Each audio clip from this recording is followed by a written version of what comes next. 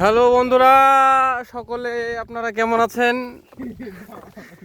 আমি আমার দ্বিতীয় ব্লগ নিয়ে আপনাদের সামনে হাজির হলাম। তো সকালবেলা ঘুম থেকে উঠে খাওয়া দাওয়া করে এখন আমি আমার জমির উদ্দেশ্যে রওনা হয়েছি। আমার আলুতে একটু বিষ দিব। আর এই যে দেখতে পাচ্ছেন, এটা হচ্ছে বাগান। আর আমার সাথে আছে আমার ভাস্তারা আছে, ভাই আছে, পিছনে আরো অনেকে আছে। তো ভাস্তা, হাই করে দাও একটু তুমি। আর এই যে পাশে যে বাগানটা দেখতে পাচ্ছেন, এটা হচ্ছে রূপালী বাগান। আমাদের দিকে আম চাষ বেশি হয়। আর এগুলো দেখতে পাচ্ছেন সরিষা। আমাদের দিকে ধান চাষ হয় না, জলের সমস্যার কারণে। এই যে এখানে গমে বিষ দেওয়া হচ্ছে। হ্যাঁ, এমএসটা দিয়েছি আমি। এই যে বিষ গলানো হয়েছে। এই যে কাকা ঢোপ ভরাইতেছে, বিষ দিবে, কারণ গমে যেন পোকা দমন না করতে পারে। আমিও চলে আসলাম দেখতে দেখতে। তো আপনারাও দেখতে পারবেন আমার সাথে সাথে। এই যে পেঁয়াজের যে আলগুলো হয়েছে, এগুলো এখন তোলা হবে, কারণ এগুলো যদি থাকে তাহলে পেঁয়াজ ভালো হয় না।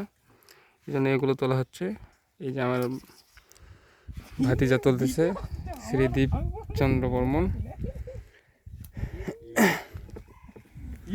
তো চলে আসলাম।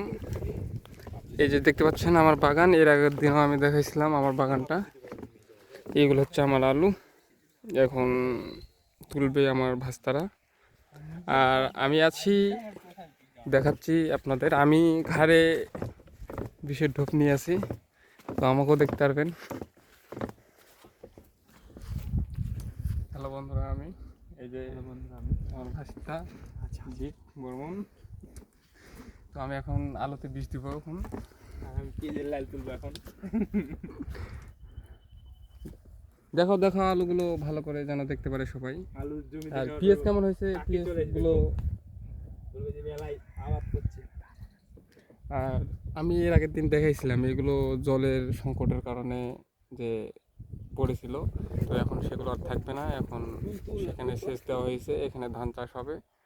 কিছুদিনের মধ্যে ধান লাগানো হবে। তো যখন ধান লাগানো হবে সেগুলো দেখাবো আমি। আর ওখানে ওই যে দূরে দেখতে পাচ্ছেন, সেখানেও বীজ দেওয়া হচ্ছে, কারণ আমাদের দিকে এই সময়টা বীজ দেওয়ার সময়, কারণ এই সময় পোকাতে বেশি আক্রমণ হয়। তো যাই হোক, কথা আর বেশি বাড়াবো না, অনেক বেলা হয়ে গেছে, প্রায় দুপুর 12:30। তো এই জন্য তাড়াহুড়া সবাই করতেছে।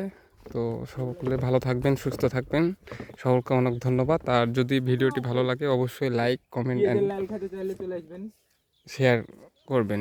আর সাথে